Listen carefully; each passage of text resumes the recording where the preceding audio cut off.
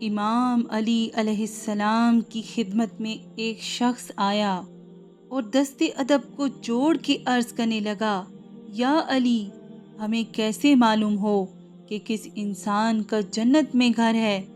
بس یہ کہنا تھا۔ تو امام علی علیہ السلام نے فرمایا، اے شخص، یاد رکھنا، جس انسان میں یہ 4 خوبیاں موجود ہوں تو سمجھ جانا اس انسان کا جنت میں گھر ہے۔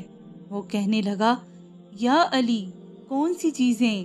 امام علی علیہ السلام نے فرمایا، یتیموں کو پناہ دینے والے کا جنت میں گھر ہوتا ہے۔ دوسرا، کمزور پر رحم کرنے والے کا جنت میں گھر ہوتا ہے۔ تیسرا، والدین پر شفقت کرنے والے کا جنت میں گھر ہوتا ہے۔ اور اپنے غلام یا ماتحت کے ساتھ نرمی کرنے والے کا جنت میں گھر ہوتا ہے۔